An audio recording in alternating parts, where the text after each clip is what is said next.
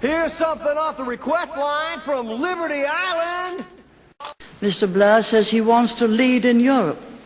But the price of that is that he's expected to lead Britain by the nose into the single currency. And he's prepared to do it. I would never be prepared to give up our own currency. When people are free to choose, they choose freedom.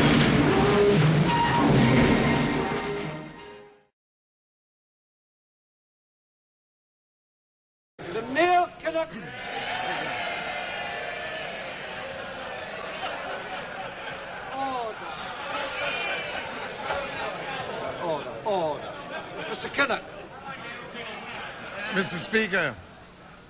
Mr. Speaker, will the Prime Minister accept that the concern about the family which she expressed in her speech yesterday is widely shared and indeed praiseworthy?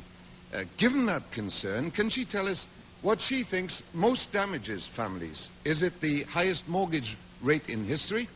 Is it the poll tax that's been imposed?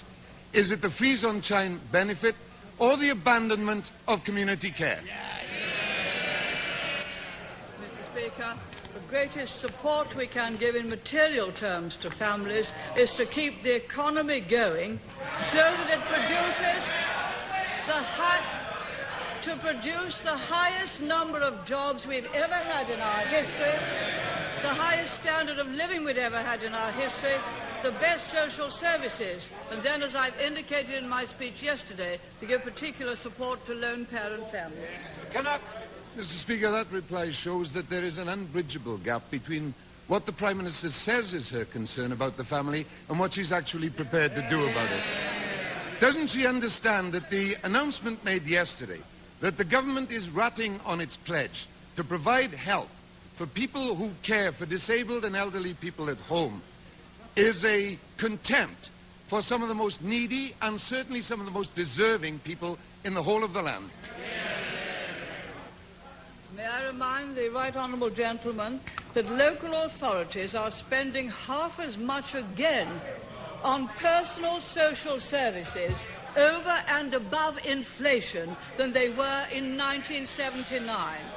There are 22% more daycare places, 26% more home helps, 13% more meals served to the elderly and disabled, and as for government support for the elderly in nursing and residential homes, for every £1 labour spent, we are spending £100. They talk, we deliver the goods. So, Mr. Speaker, will the Prime Minister explain to the House and to millions of people outside it why the government is effectively forbidding the necessary help to be given to people who are caring for loved ones with Alzheimer's disease, with dreadfully disabling diseases, saving the community and the taxpayer billions of pounds? Why is the Prime Minister ratted on the promise she made? Mr. Speaker, as the right honourable gentleman knows, certain aspects of community care are going ahead. He also knows, as I indicated, their own record in government of looking after the elderly.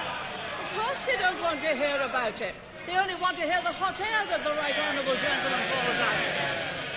For every £1 the last Labour government spent on residential and nursing homes for the elderly, this government is spending £100 because we have created the wealth, looked after it well, and then saw that it got to some of the people who needed it. This is Anne Winter.